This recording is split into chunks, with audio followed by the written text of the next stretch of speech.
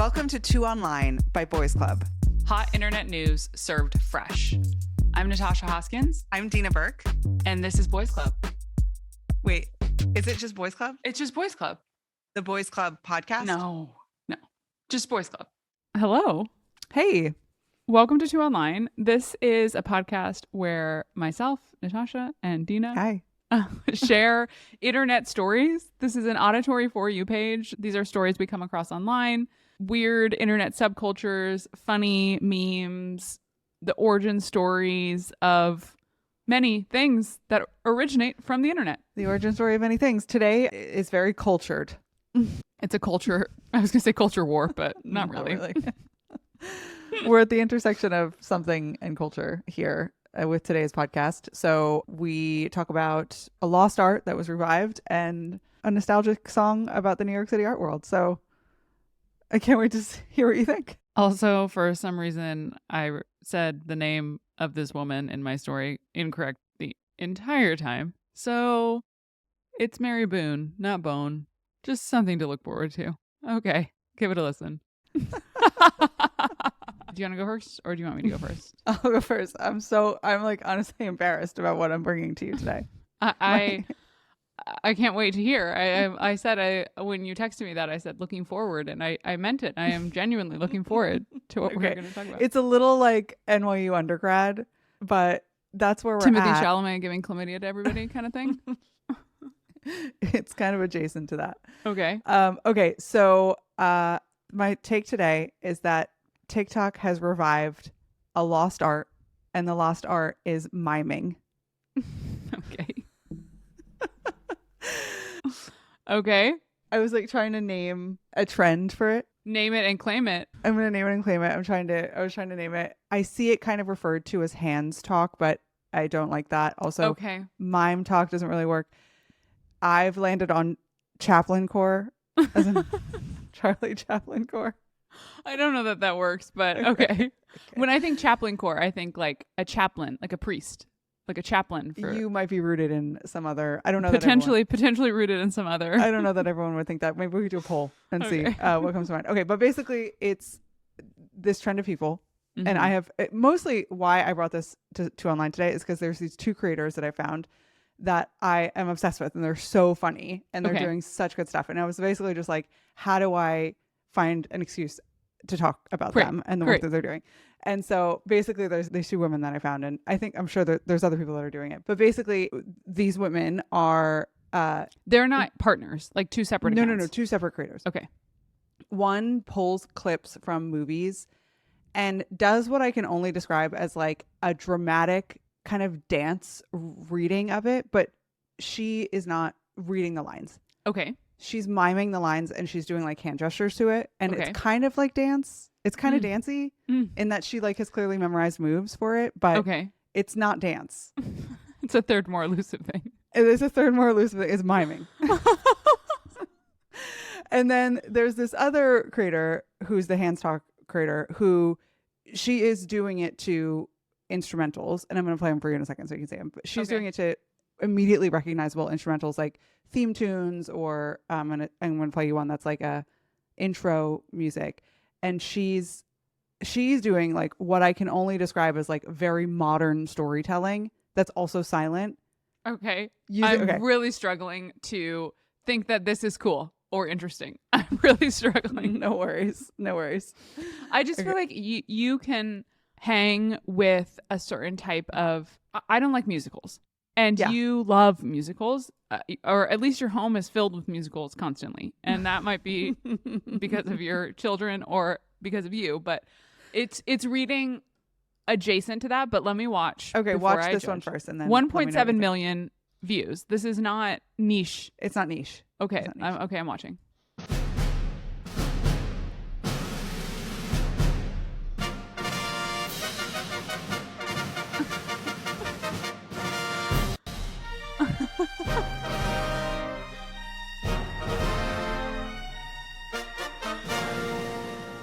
Okay, here's what I like about this. There's a few things that I like about this. It's deeply creative.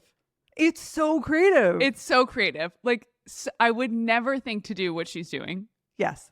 When people are like, you guys need to be on TikTok more. Like when Kate our social media director, is like, you guys need to put your face on TikTok more. Like, my mind goes blank. Like, I don't have this type of creative energy that this woman has. And it's very funny. I also love that the 2 top comments here are Google, verified Google, loud and clear, with 75,000 likes. The second one is Universal Pictures, verified. Do the Universal Studio fanfare next. Eye emoji, 81,000 likes.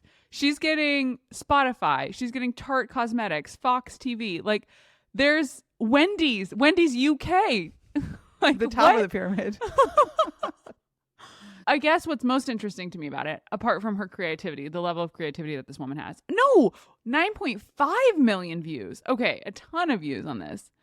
Is just the type of engagement this woman is getting from brands, really.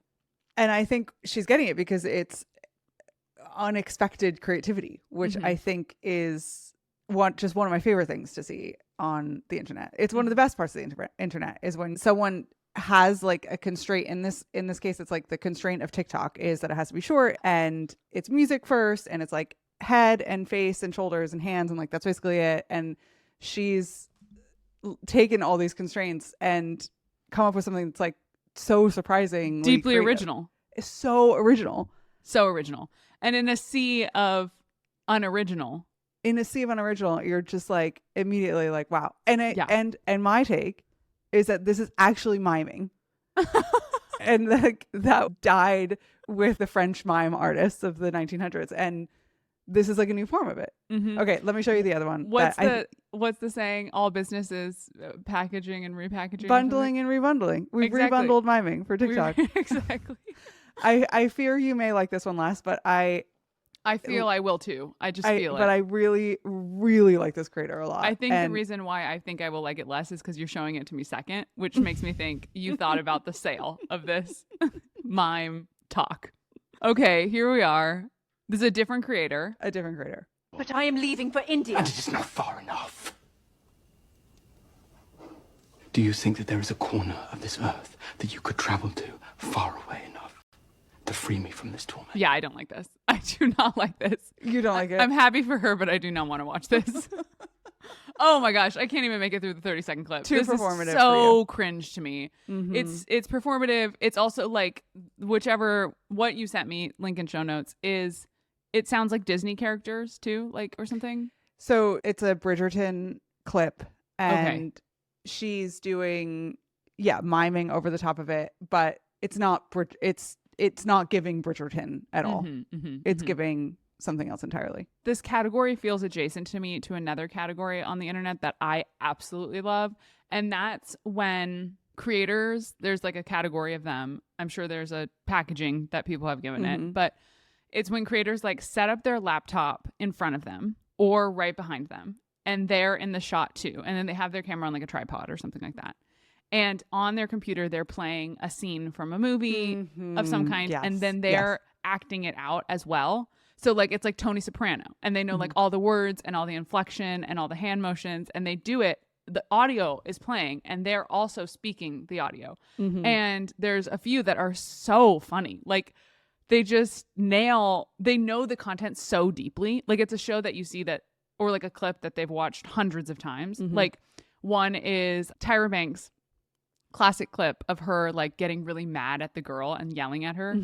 You know the clip I'm talking about? I don't know. The classic, I was rooting for you. You've never seen this? I was rooting for you. She like builds up to it, and then she's just full blown yelling. Like she loses her fucking mind on this girl. Like it's crazy. Anyway, but the full clip is maybe 2 minutes of her building up to that. Yeah. Anyway, and then the guy who's like this really amazing dude who does all these just reenactments, I guess, of these clips is in front doing it. And it's art. It's art. Can't take your eyes off it. You can't. It stops the scroll. So I love that.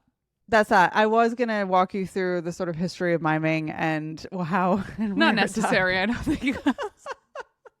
I have it here in my notes. If anyone's interested, they can reach out to me directly, and I'll happily give you my little mini dissertation. I love how you were like, gotta beef this up somehow. My story? So I fear that you're going to get mad at me for not having enough of an internet angle on this. Is it Taylor Swift? This is not a story about Taylor Swift, but it is a story about the New York City art world, music elite, tax evasion, nostalgia, and dreams. Okay. It's a full story, and the only reason it's an internet story is because I found out about it on the internet. Okay. And then there is some discourse. Okay, so this starts with, are you a Vampire Weekend fan? No, but familiar enough. Okay, wow. Are you dislike Vampire Weekend? Do you have feelings? Yeah, I think it's. I do. I kind of do actively You think dislike they're Vampire tired? Weekend. Actively dislike. Yeah.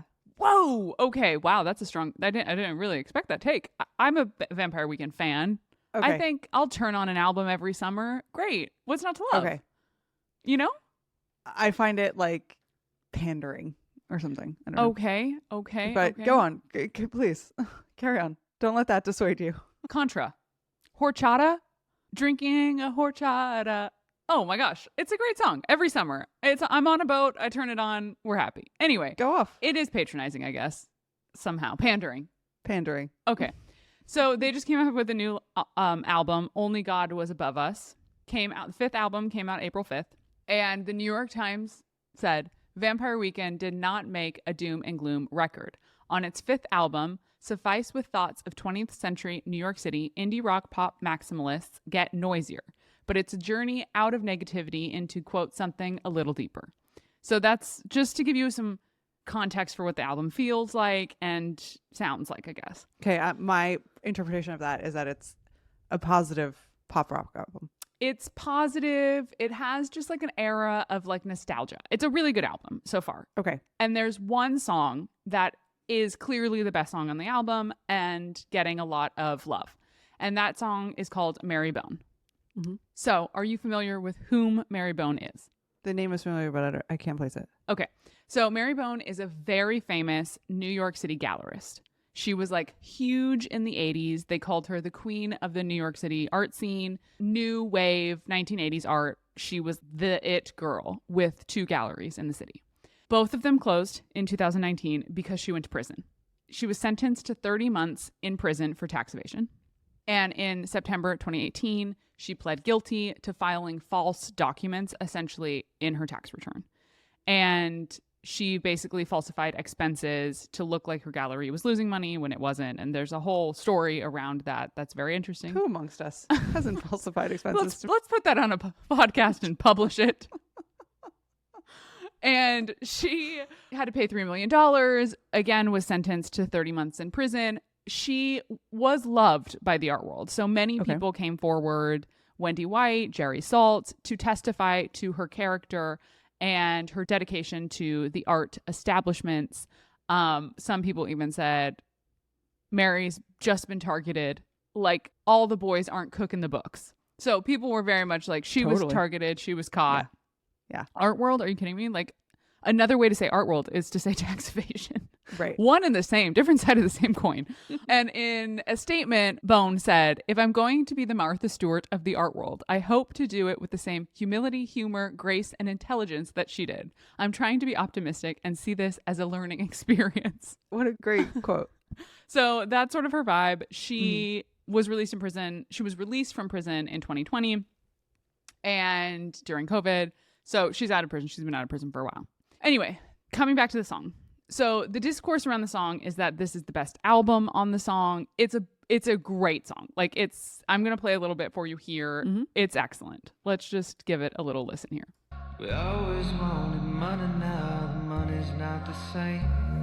In a quiet moment at the theater, I could hear the train. Deep inside the city, your memory remains. Great song. It's a great song. I think even if you hate Vampire Weekend, which apparently we have a hater in our midst, you will like it, is what I imagine. And a few of the lyrics here that stand out in the context of this. The chorus is, Mary Bone, I'm on the dark side of your room. Mary Bone. I hope you feel like loving someone soon.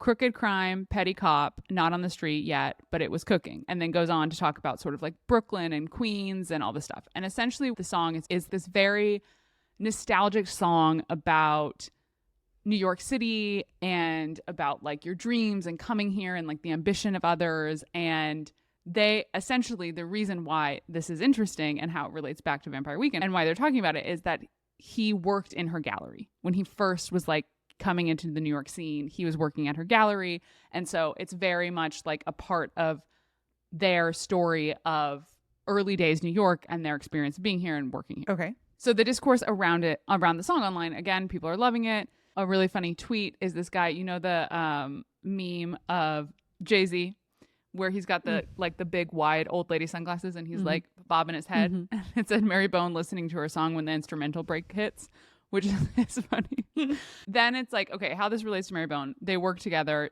or he worked in her Chelsea gallery. And like the whole song is sort of about that, nostalgic for the good old days of New York City. And someone from ArtNet wrote a piece about her being included in the song. And the writer said, I gave Bone a ring to see if she'd heard the song. And as of this writing, she hadn't and didn't seem to be curious about it. My son just told me about it. She said, why did they do that? Does this mean I'm a vampire? I assured her that would not be the takeaway from her song, whose lyrics wax poetically about a bygone era in New York and how we always wanted money. Now the money's not the same. And so she's like, has no idea who this guy is, no idea who Vampire Weekend is, doesn't give a shit. She's like, whatever.